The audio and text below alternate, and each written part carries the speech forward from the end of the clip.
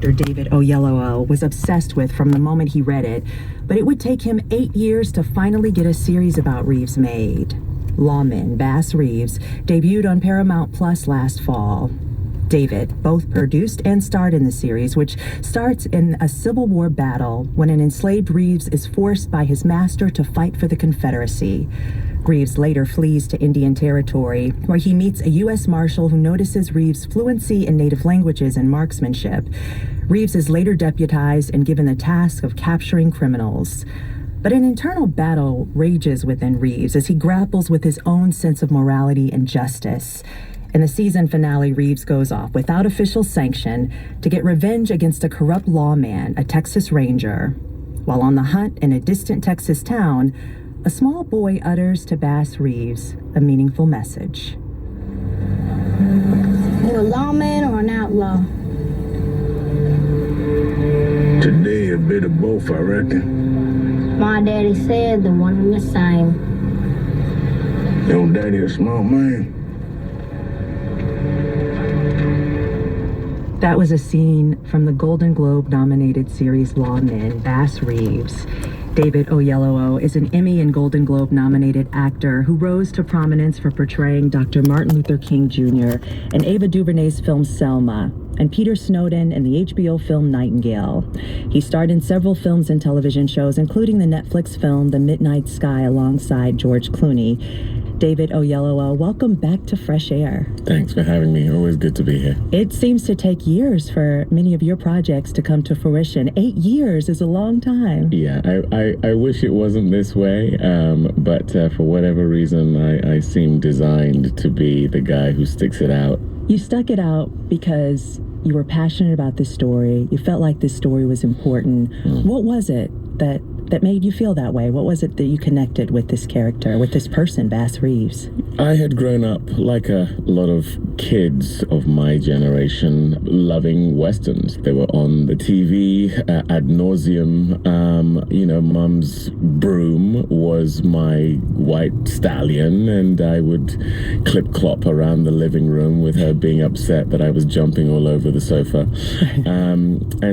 I was a fan of the genre, so to speak. And I didn't even know that I was missing something in terms of the representation of black people in that genre. It wasn't until many years later, actually, as I was digging into my research for Bass Reeves, that I came to find out that 1 in 3 cowboys was black. In fact, the word cowboy is a racial epithet. It is. They were actually called cowpunchers, but because of the sheer amount of black people who were cowboys, that's the phrase, the boy of it all is why it became cowboy. I did not know that. And you'd be excused for not knowing that, because the representation of them in films that are westerns or TV shows that are westerns, graphic novels, whatever it may be, books, is just not commensurate with how present they were.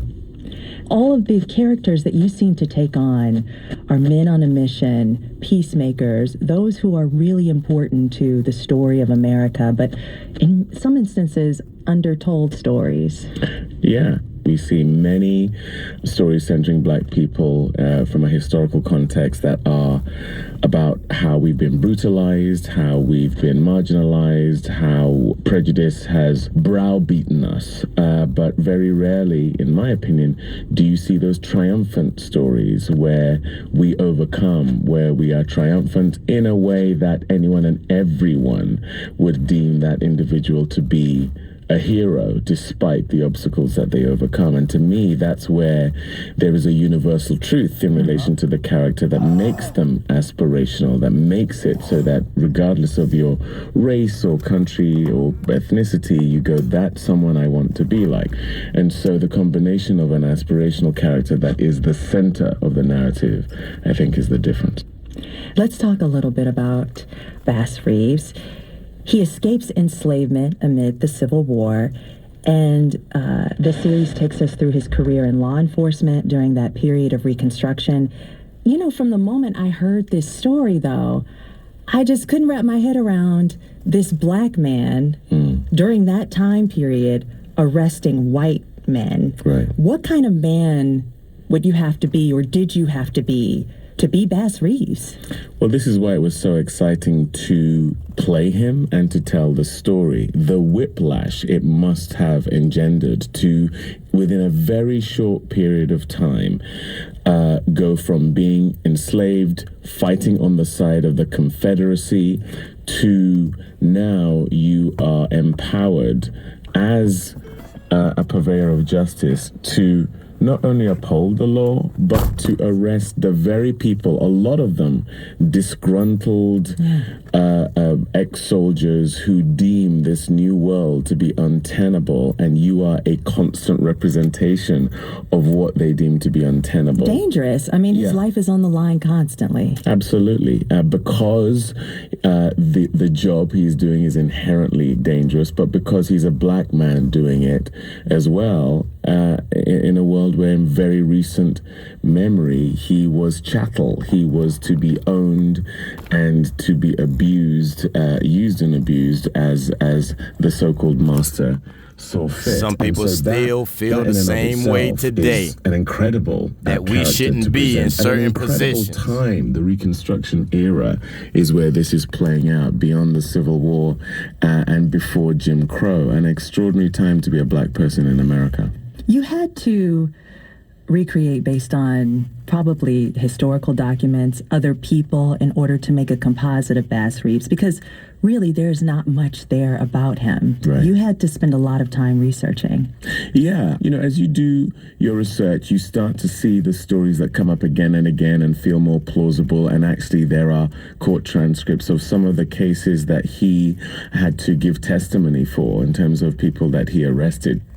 He did beat his enslaver almost to death. He did live with Native Americans for a time. He was a failed farmer. He was deputized by Judge Isaac Parker, as played by Donald Sutherland in our show. So there are many things you can tether to in terms of the poles of reality around which you now have to sort of build, like you say, on the basis of research, on the basis of what was going on at the time, and, the joy of storytelling, dramatizing the life. Yeah. I mean, was there a detail that just really stuck with you, a legend or a story about him that you're like, oh my God? One thing, he was a wonderful marksman. Right. Like, he could really handle a gun, right? Yeah. No, he was extraordinary at several things. I think one of the things that was true, and we exhibit to a certain extent in the show, is that he was illiterate. He was denied the ability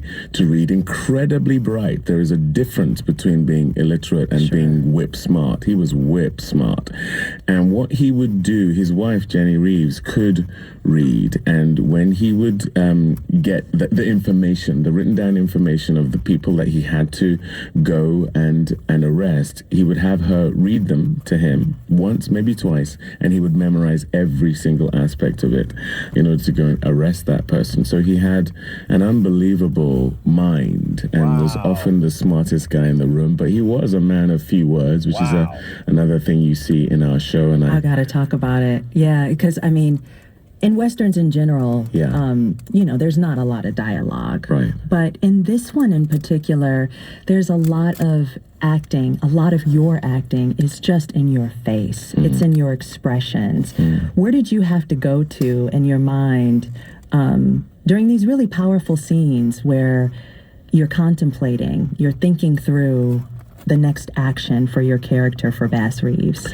Well, to be enslaved at that time, there was a lot of politics around just where you place your eyes. You were not allowed to look your enslaver in the eye. And so a lot of communication that was going on from a hierarchical point of view was nonverbal at that time, because speaking to your enslaver was a dangerous thing to do. Espousing your opinions was a dangerous thing to do. And so the disposition for survival, there's still people that treat us like that today. Silent obedience, so to speak. We're not supposed to give our opinion. Woven into what black people were having to endure at that time, but you combine still that enduring with the fact that he is one of the reasons why he's so good at being a deputy U.S. Marshal is his ability to observe. And he did speak a myriad of languages. You know, I had to speak Creek and Choctaw in the show. You had to learn those. Yeah.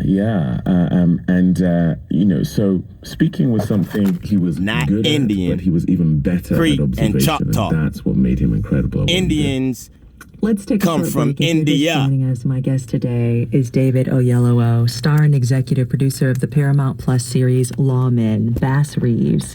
We'll continue our conversation after a short break. This is Fresh Air. All right. And we are taking a permanent break in order to go back to work. But boy, wasn't that an interesting story. That's what I'm talking about. Educating your mind. Yes. Finding out all the wonderful things that we as a people have done, are still doing, and will continue to do. But as I've said so many times before, and I will continue to say, because it's of the utmost importance, we are not black, okay? That is a slave term given to steal the African heritage of my people. It's highly offensive. Every time you say the term black, you're paying homage to the slave owner, because he's the one that didn't want us going around with any African heritage, African pride. Forget all that. We stripping them of everything. Black is the same thing as Toby. Huh? What's up? Yo, you don't like that one, huh? Black pride. So you have pride in being robbed of your identity? That's what you're proud of? Come on, man. Y'all need to stop. Stop. Quit it. Quit it. Stop it. You heard him on the show. You know what I'm saying? This dude defied all odds. Becoming a lawman during those days. And then he got the gratification to go and arrest some of the people that he detests. Hallelujah. Glory be to the Most High. Yes, in the sweet by and by. Nah, I want some restitution here. In the here and now. You got that right.